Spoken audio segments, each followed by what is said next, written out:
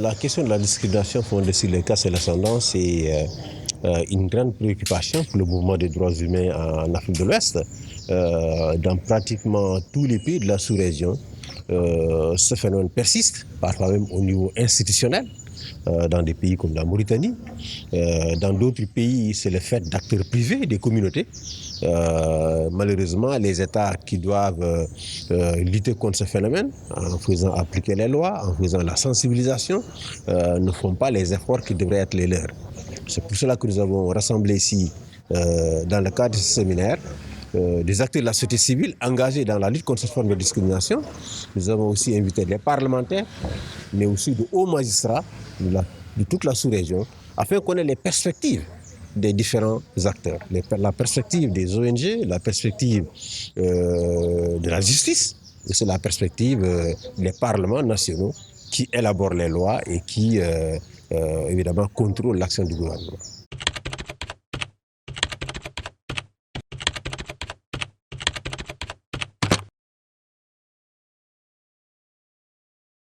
Des conséquences parfois désastreuses. Désastreuses, vous savez.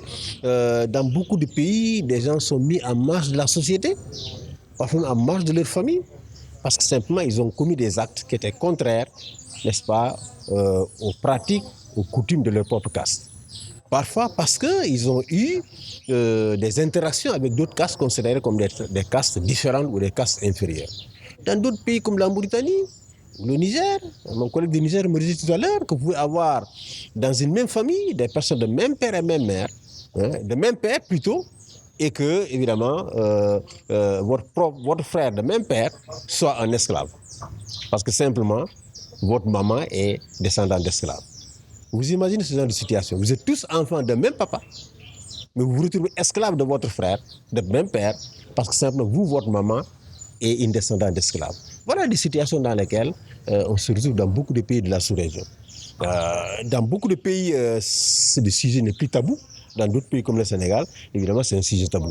Et c'est cela que nous voulons aujourd'hui exposer pour que, évidemment, ce tabou-là puisse prendre fin. Il y a un travail extrêmement important qui a été fait dans ce pays par les religieux pour faire en sorte que les communautés comprennent que la différence basée sur les castes est contraire au principe de l'islam, que tous les croyants étaient égaux, mais ce travail qui a permis des avancées doit être poursuivi. Et il faut que la société civile aujourd'hui s'implique, fasse alliance avec les religieux pour pouvoir continuer ce travail-là. Parce que comme je l'ai dit, ce n'est pas seulement au niveau des mariages où on rencontre cette forme de discrimination, mais on le rencontre aussi dans les cimetières. Dans beaucoup de villages aujourd'hui au Sénégal, vous avez des cimetières différents, n'est-ce pas, pour les personnes considérées comme des nobles et les personnes considérées comme des esclaves ou des castés. Au XXIe siècle, si on vous dit que ce genre de cimetière existe encore au Sénégal, n'est-ce pas, vous ne pouvez pas croire. Mais c'est la réalité de ce pays. Dans beaucoup de coins du pays, aujourd'hui, on a des affrontements entre des jeunes appartenant à, évidemment, à des ascendances différentes. Et ce sont des situations qui finissent même devant les cours de tribunaux. Donc, il faut reconnaître l'existence du phénomène, il faut le prendre en charge pour pouvoir l'éradiquer.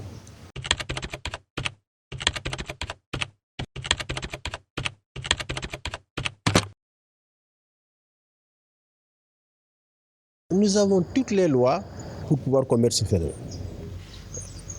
Malheureusement, nous sommes confrontés à plusieurs obstacles. Le premier obstacle, c'est le silence des victimes. Ceux qui sont victimes, souvent, ne saisissent pas la justice. Deuxièmement, la justice elle-même, n'est-ce pas? Pour cette question, comme pour toutes les autres questions de société, la justice va souvent dans le sens de l'apaisement.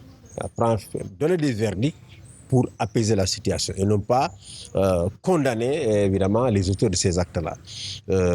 C'est cela qui, de notre point de vue, doit cesser.